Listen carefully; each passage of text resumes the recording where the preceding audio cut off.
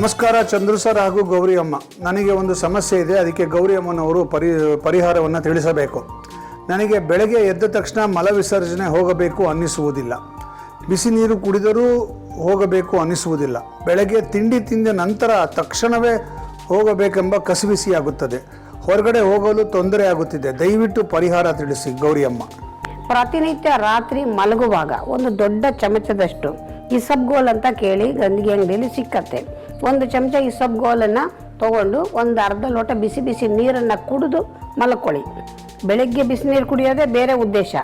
ರಾತ್ರಿ ಮಲಗೋದಕ್ಕೆ ಮುಂಚೆ ಇದನ್ನು ತಿಂದು ಒಂದು ಅರ್ಧ ಲೋಟ ಬಿಸಿನೀರು ಕುಡಿದ್ರೆ ಬೆಳಗ್ಗೆ ಎದ್ದು ತಕ್ಷಣ ನಿಮಗೆ ಮಲ ವಿಸರ್ಜನೆ ಆಗುತ್ತೆ, ಸಂಪೂರ್ಣವಾಗಿ ಬೌಲ್ ಕ್ಲೀನ್ ಆಗುತ್ತೆ. ಇದು ತುಂಬ ಮುಖ್ಯ. ಹಾಗಾಗಿ ಇದನ್ನು ಸತತವಾಗಿ ಮಾಡಿ. ತುಂಬ ಜನ ಮುಂಚೆ ಹೇಳಿದ್ದೀವಿ, ಸುಮಾರು ಪ್ರಶ್ನೆಗಳನ್ನು ಕೇಳ್ತಾ ಇರ್ತೀರ, ದಿನ ತಗೋಬೋದಾ, ಏನೂ ಆಗಲ್ವಾ ಅಂತ. ಏನೂ ಆಗಲ್ಲ, ಏನೂ ಹೆದರಬೇಕಾಗಿಲ್ಲ. ಇಸಬ್ಗೋಲ್ ಬೀಜ ಸಿಕ್ಕಿದ್ರೆ ನೆನೆಸಿಡ್ಬೇಕಾಗತ್ತೆ.